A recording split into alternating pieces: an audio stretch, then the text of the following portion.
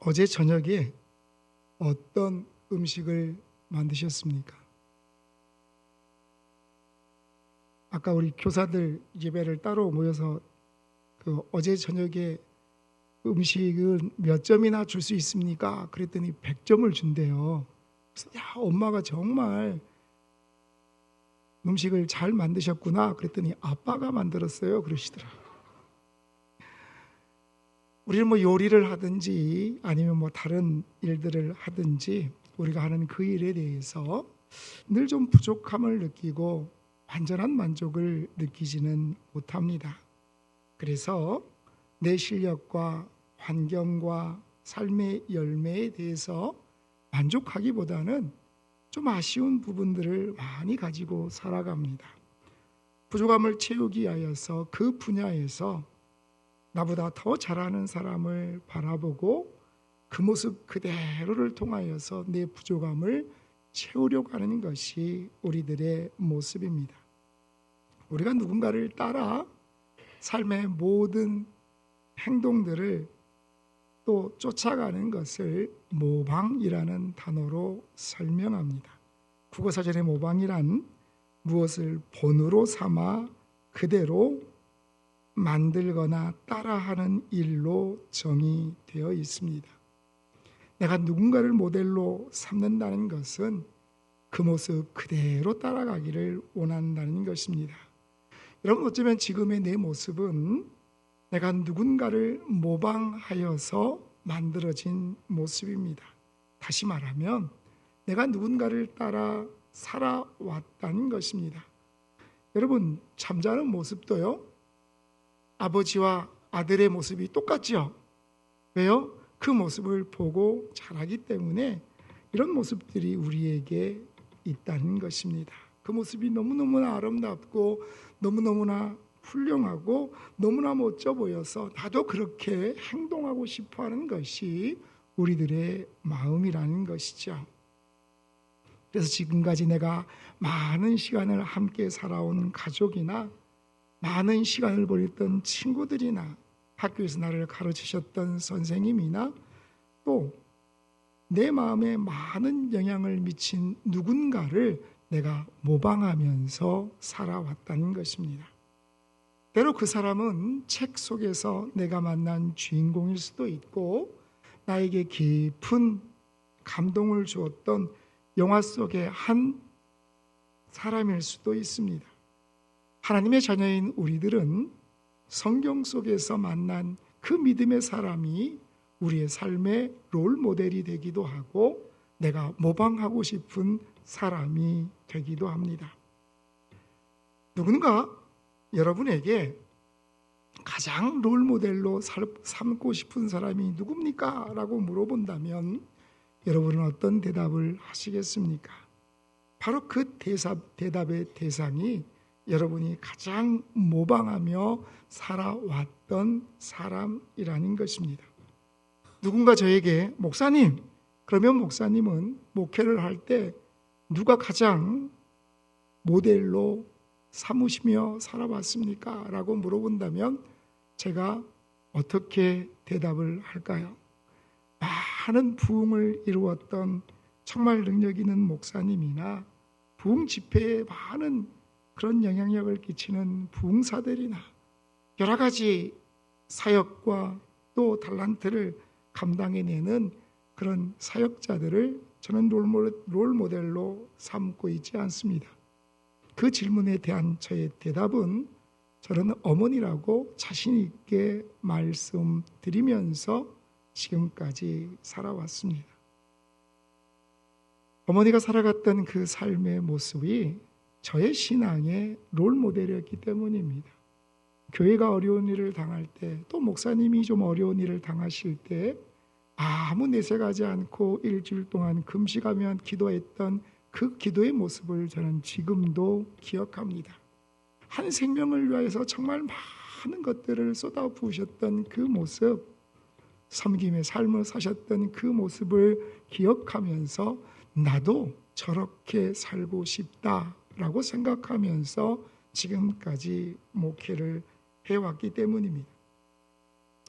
또한 성경은 근본적으로 하나님의 자녀인 우리가 롤 모델로 삼고 그 모범을 기억하며 그의 삶을 모방해야 하는 그런 분이 있다라고 말씀하는데 그분은 바로 예수 그리스도이십니다. 요한복음 13장 15절을 같이 읽습니다. 내가 너에게 행한 것 같이 너희도 행하게 하려 하여 본을 보였노라. 아멘. 주님이 말씀합니다. 내가 본을 보였다는 것입니다.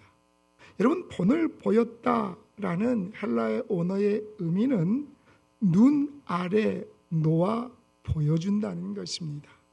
그 눈 앞에서 그렇게 살아갔기 때문에 그것을 보고 배우고 그 모습 그대로 살아갈 수 있도록 하신다는 것입니다.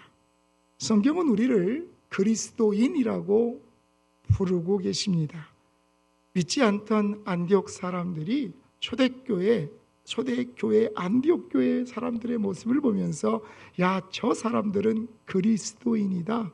그리스도를 쫓아 살아가는 사람들, 그리스도가 했던 삶의 모습을 그대로 닮아가는 사람들이다 라고 불렀기 때문입니다. 그들은 안디옥 교회 성도들의 모습을 보면서 그들이 듣고 알아왔던 그 예수 그리스도의 모습이 그들의 삶 가운데에서 보여진다라고 고백을 하고 있다는 것입니다. 다시 말하면 자신의 삶에서 주님을 모방하며 살아가는 사람들, 성경은 그들을 그리스도인이라고 부르고 있기 때문에 우리의 삶의 유일한 모범은 예수 그리스도인 것을 믿으시길 바랍니다.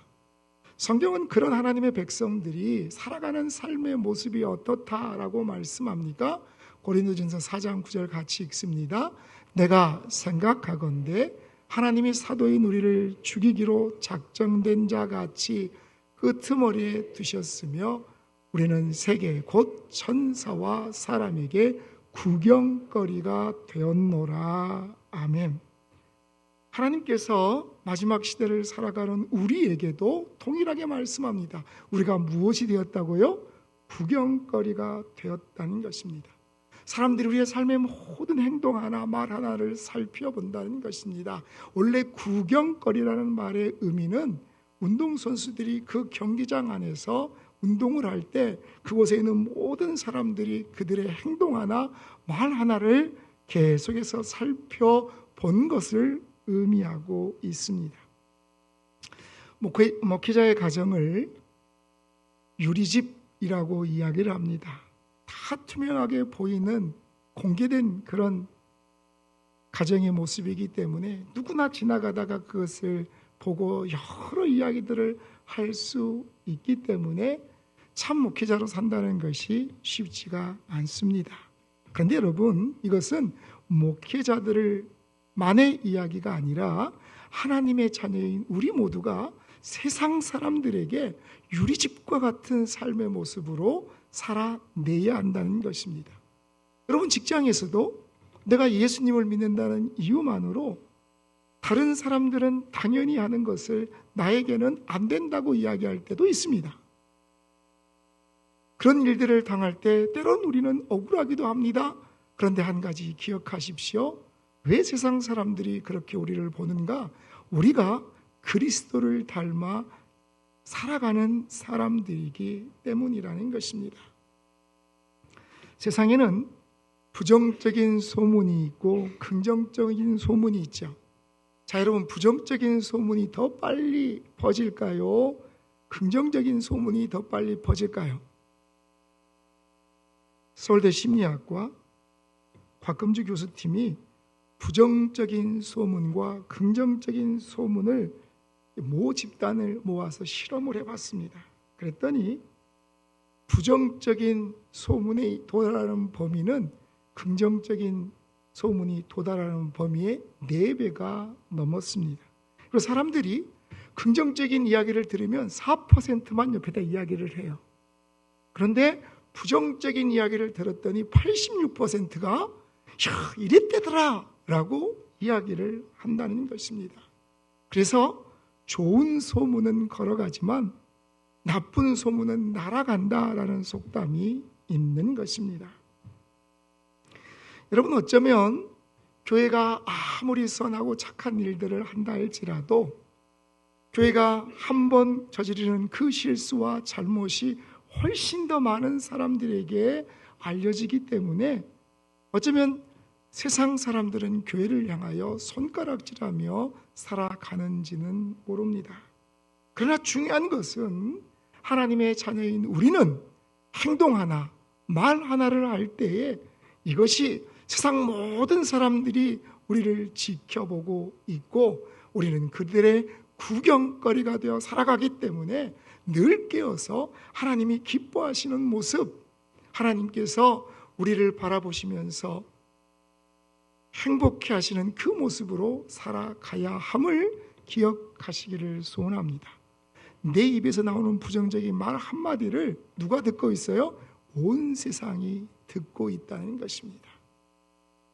사도 바울은 세상의 구경거리로 살아가야 되는 우리들에게 그러면 어떻게 우리가 주님을 본받는 자의 모습으로 살 수 있을까를 오늘 성경 본문을 통하여서 우리에게 증거하시는데, 자, 오늘 본문 3장 17절을 같이 읽습니다. 형제들아, 너희는 함께 나를 본받으라. 그리고 너희가 우리를 본받은 것처럼 그와 같이 행하는 자들을 눈여겨보라. 아멘. 사도 바울은 빌립보 교회 성도들을 향하여서 뭐라고 이야기합니까? 나를 본받으라. 그리고 나를 본받아 살아가는 그 사람들이 너희 곁에 있다면 그들을 눈여겨보라 라고 말씀한다는 것입니다. 여기에서 본받으라 라는 그 말의 시제는 현재 명령형입니다. 본받으라, 한두 번 본받으라는 게 아니라 날마다 그 삶의 시간 가운데에 본받으며 살아가라는 것입니다. 무엇을 본받을까요? 이 말씀은 사도 바울은 나는 완벽하다, 나는 모든 것을 하나님의 기쁨으로 살아가기 때문에 그런 나를 본받으라 라고 하시는 말씀이 아닙니다. 나는 날마다 죽노라. 하나님의 말씀 앞에서 살아가기 위하여 몸부림치는 그 모습을 너희가 본받으며 우리의 삶이 하나님의 기쁨이 되도록 날마다 몸부림치는 그런 삶이 되라 라고 증거하시는 것입니다. 여러분, 모방이 이렇게 좋으면 모든 사람들은 다 선한 일에 모방하며 살아가는 게 맞죠? 그런데 왜 그렇게 되지 않을까?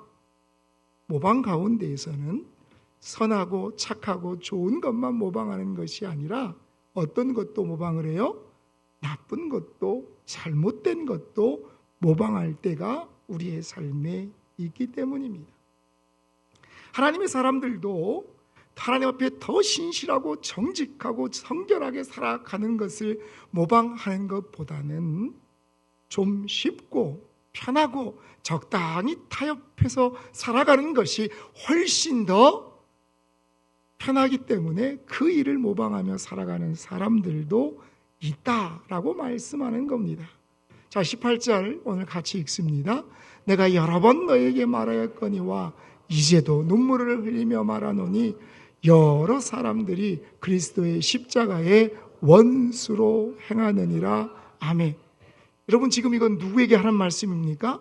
빌립보 교회 성도들을 향하여서 하는 말씀이라는 것입니다. 너희들이 신앙생활하는 것 같은데, 너희들이 믿음의 사람인 것 같은데 너희 가운데에는 그리스도의 십자가의 원수로 살아가는 사람들도 있다. 내가 너희들의 그 모습을 보면 날마다 몇 번이나 눈물로 권면하였지만 너희가 끝까지 그 악한 길에서 벗어나지 않는구나 라는 눈물의 기도가 이곳에 포함되어 있음을 성경은 말씀합니다. 여러 사람들이 하나님의 원수로 살아갔다는 것입니다. 왜 그랬을까요? 그들은 잘못된 것을 모방하며 따라 살아갔기 때문이라는 것입니다.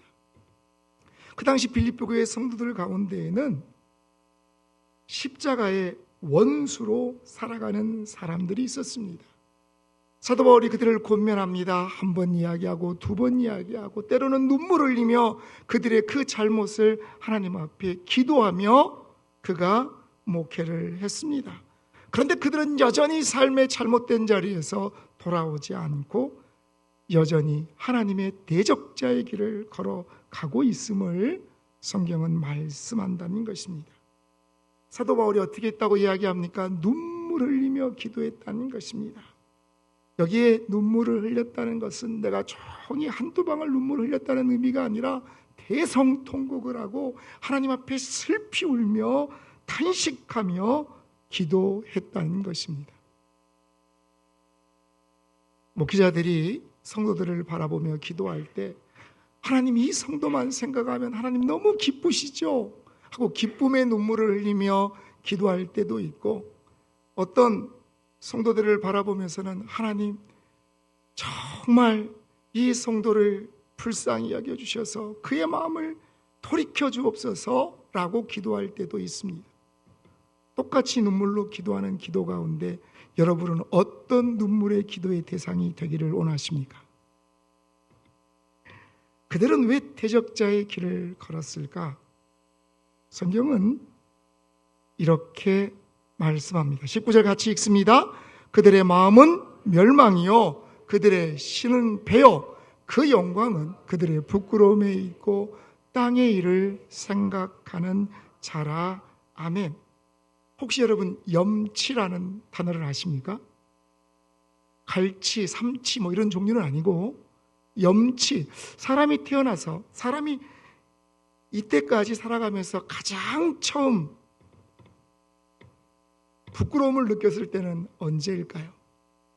인간이 태어나서 처음 부끄러움이라는 것을 느꼈을 때는 아담과 하와가 하나님의 말씀에 불순종하고 그들이 선악을 알게 하는 나무의 열매를 따먹고 하나님께서 그들을 부르실 때 그들이 나무 그늘가에 숨어 있을 바로 그때에 느꼈던 부끄러움이 인간이 최초로 느꼈던 수치심이고 그것이 바로 염치라는 단어로 사용되고 있습니다. 혹시 여러분 염치불고라는 단어를 아시죠? 우리가 어떤 때 사용합니까? 염치불고하고 뭔가 부탁을 해야 되는데 좀 미안해요. 아니 이분도 지금 힘든데 그럼에도 불구하고 내가 더 급하니까 염치불고하고 부탁을 드리겠습니다 라고 할 때가 있잖아요. 여러분 염치불고라는 의미는 염치는 뭘 아는 마음이에요? 부끄러움을 아는 마음이고 불고는요 돌아보지 않는다는 거예요. 염치불고라는 말은 내가 부끄럽지만 그 부끄러움을 돌아보지 않는다라는 의미를 가지고 있습니다. 여기까지는 좀 괜찮은 것 같아요. 그런데 그 염치 없는 것을 넘어서면 어떤 사람이 될까요? 모렴치한 사람이 됩니다. 여러분 몰염치라는 의미는 염치가 물에 빠졌어요. 염치를 물에 빠뜨렸어요. 염치가 보여요, 안 보여요? 안 보여요. 부끄러운 것을 부끄러운 것으로 생각하지 못하게 된다라는 의미입니다. 그것이 마치 자기의 권리처럼 생각하게 된다는 것입니다. 자, 이 몰염치를 지나서 그 다음 단계로 올라가면 어떤 단어가 될까요? 파김치 아니고 파렴치. 여러분 파렴치라는 것은 염치가 깨졌어요. 그 말은 아무리 그것을 부끄러운 것이다 이야기를 해도 그렇게 이야기하는 사람을 오히려 겁박하고 핍박하는 것입니다. 자신들의 그 부끄러움을 차별이라는 이름으로 잘 포장해 살아가는 사람들입니다. 성경은 그들의 끝이 무엇이라고 말합니까? 멸망이라고 이야기합니다. 성경에 말씀하시는 바로 그 사람들이 이런 사람들이라는 것입니다. 우리는 선한 것을 모방하는 것을 좋아할까요? 악한 것을 모방하는 것을 좋아할까요?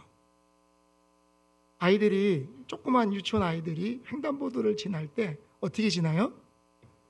선생님이 가르쳐 주신 대로 손을 들고 주위를 한번 둘러보고 건너가죠. 근데 여러분, 한 3, 40대 된 청년이 손을 딱 들고 주위를 이렇게 보고 지나갑니까? 그렇지 않다는 거예요.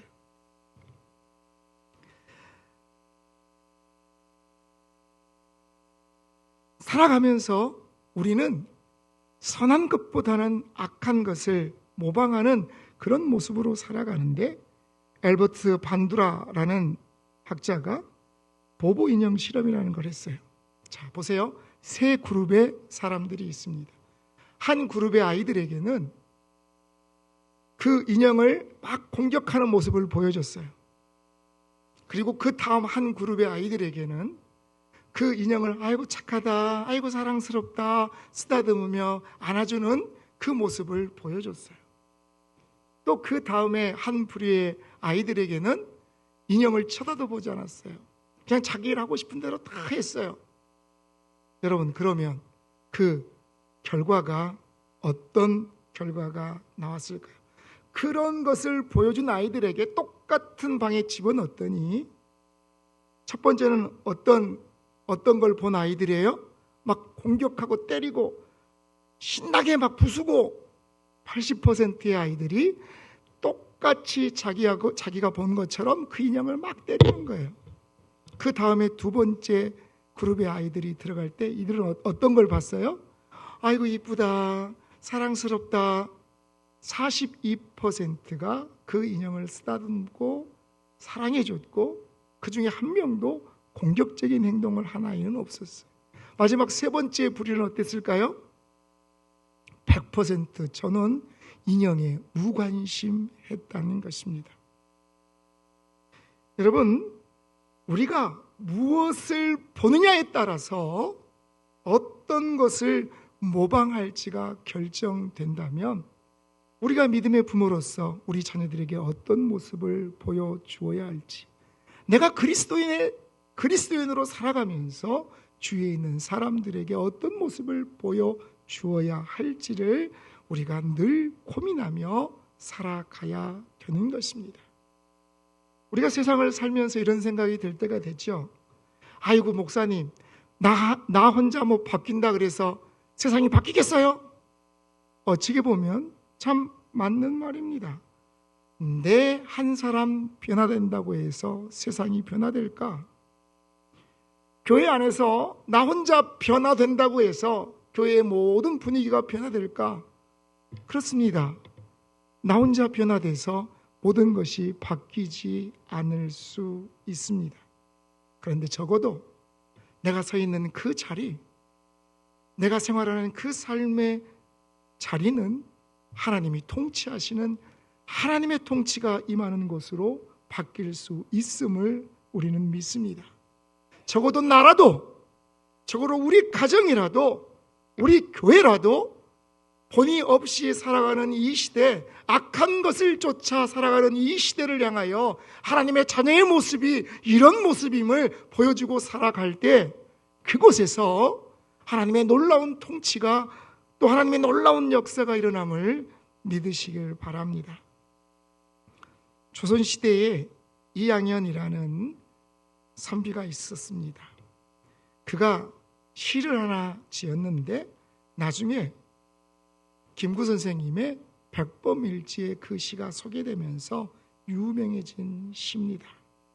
그 시는 눈 내린 들판을 걸어갈 때라는 시인데, 그 내용은 이렇습니다.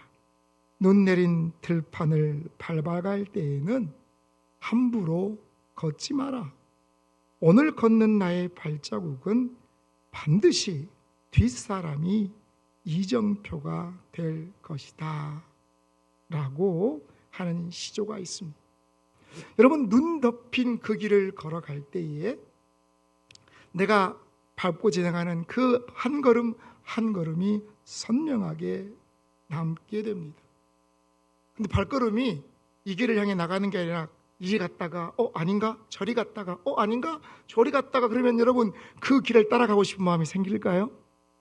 야, 이 길은 아닌가 봐 하는 마음이 우리에게 찾아올지도 모른다는 것입니다. 그래서 우리가 때로 하나님께서 우리에게 말씀하신 삶의 길을 걸어갈 때에는 내가 말씀을 붙잡고 그 말씀을 기준으로 해서 한 걸음 한 걸음을 내디디며 나아갈 때 우리의 뒤를 따라오는 우리의 믿음의 후배들이, 우리의 사랑하는 자녀들이 아버지가 걸어가셨던 그 길, 어머니가 걸어가셨던 그 길을, 내가 걸어간 그 길을 다음 사람들이 그 길을 믿고 따라올 수 있게 된다는 것을 우리가 기억하시기를 원합니다. 사랑하는 성도 여러분, 여러분들은 삶에 어떤 이정표를 남기며 살아가고 계십니까? 제가 공군 군종 목사로 공군을 섬길 때에 에아 포대에 포대장 한 분이 계셨어요. 참 그분이 신실한 집사님이었어요. 함께 그 포대의 교회를 건축하면서 계속해서 만나면서 그분을 더 알아가게 됐는데 그 두 부부가 얼마나 신실하게 기도하고 믿음 안에서 부대 장병들을 관리하고 또 섬김의 본을 보이고 하는지 몰랐어요. 야, 저분은 정말 신실하다. 근데 그분이 비공사 출신이에요. 공군 안에서 비공사 출신은 타군에 비해서 훨씬 더 진급이 어렵습니다. 그래서 저분이 참 믿음 안에서 살아가니까 하나님, 저런 사람이 정말 믿음의 지관이 되면 좋을 것 같습니다. 하나님께서 기억해 주십시오. 기도하고 저는 전역을 했어요. 한참 후에 소식이 들리는데 이분이 계속해서 진급하더니 나중에 방포 사령관까지 진급을 하시는 거예요. 여러분, 사람들이 볼 때는 결코 그분은 진급할 수 없는 케이스예요. 왜요? 여건들이 그래요. 그런데 하나님 앞에 신실한 모습으로 살아가는 사람을 보시면서 하나님의 방법으로 그 집사님을 인도하셨고, 그분을 바라보며 따라가는 후배들은 그 믿음의 이정표를 보고 기쁨으로 따라갔을 것임을 저는 확신합니다. 때로 우리는 아무도 가보지 않는 그 길을 걸어갈 때가 있습니다. 성경은 아무도 걸어가 보지 않은 그 길을 순종으로 걸어갔던 믿음의 사람들에 대하여서 우리에게 증가하고 계십니다.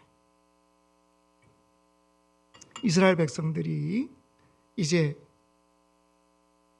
출애굽을 하고 40년 동안 광야에서 방황을 하다가 드디어 하나님이 말씀하신 적과 끓이 흐르는 요단강 앞에 섰습니다. 우리 지난번에 살펴봤던 것처럼 이 보리를 거두는 시기에는 강둑까지 얼마나 물살이 세차게 지나가는지 모릅니다. 그때 언약궤를 메고 앞장서 나갔던 제사장들은 백성들과 거리가 2000규빗을 떨어져 걸었습니다. 지금으로 환산하면 1km 정도거든요. 왜 그렇게 했을까? 여러분, 1km 앞에 제사장들이 언약궤를 메고 학자마다 다르지만 약 200만 명이 되는 이스라엘 백성들이 그 뒤를 따르면 저기 1km 앞에 가는 사람은 뒤에서도 보여요, 안 보여요? 이제 잘 생각해 보세요. 사람들이 많이 있는데 그 바로 앞에서 걸어가면 뒤에서 보여요, 안 보여요? 안 보이겠죠. 뒤에 있는 사람들이 이렇게 해서 볼 거잖아요. 근데 1km 앞에를 저만 가고 있으면 뒤에 있는 사람들이 보일까요, 안 보일까요? 그렇게 대답하셔야지 제가 다음 설교로 넘어갈 수 있어요. 감사해요. 여러분, 1km 앞에 떨어져 있는 제사장들이 그 요단강 물 앞에 섰을 때에 그들이 그곳에 한 걸음을 내디딜 때에 하나님의 놀라운 역사가 일어났다는 것입니다. 누군가 한 번도 가보지 않은 그 길을 순종의 걸음으로 걸어갈 때 그곳에 놀라운 역사가 일어나는 줄 믿으시길 바랍니다. 화재 현장에서 불길이 세차게 번지는데 소방대원들은 그 안으로 들어가서 진압을 해야 되잖아요. 그 불을 다 꺼야 되기 때문에 누가 가장 먼저 앞장을 설까요? 키 큰 사람? 아니면 좀 몸무게가 더 나가는 사람이 앞장을 설까요? 가장 먼저 앞장서는 사람은 관창수라고 불리우는 사람들입니다. 노조를 잡고 있는 사람이에요. 그 중에 그 관창수 가운데 가장 앞장서 나가는 사람은 선두관창수라고 부릅니다. 자, 이분들이 앞에 나가서 그 뜨거운 또 맹렬한 그 불길 앞에서 물을 뿌리며 한 걸음 한 걸음을 내디뎌야 그 통로가 확보되고 그 뒤로 다른 대원들이 들어와서 불을 끌 수 있는 거예요. 사랑하는 성도 여러분, 우리 교회에도 하나님께서 예비하시는 관창수들이 주님이 주시는 은혜로 가득가득 넘치기를 축복합니다. 세상이 우리를 향하여서 말할 수 없는 맹렬한 불길로 우리를 위협하고 또 우리의 삶에 여러 가지 문제가 나를 힘들게 한 그때가 된다 할지라도 우리가 하나님이 주시는 말씀을 기대하고 성령의 능력으로 그 타오르는 불길 앞에서 관창수가 되어서 그 물을 뿌리고 한 걸음 한 걸음 나아갈 때 그 길이 뚫리는 것처럼 하나님의 백성인 우리들이 내가 우리 자녀들 앞에 그 믿음의 본을 보이고 한 걸음을 내딜 수 있는 하나님의 사람이 되게 하여 주옵소서. 하나님의 백성이 되어서 교회에 어려운 일이 있을 때에 모든 사람들이 두려워 한 걸음 물러날 그때에 물러서지 않고 한 걸음 한 걸음 나갈 수 있는 그런 하나님의 자녀가 되게 하여 주옵소서 하는 것이 이 시간 저와 여러분의 기도의 고백이 되시기를 간절히 축복합니다.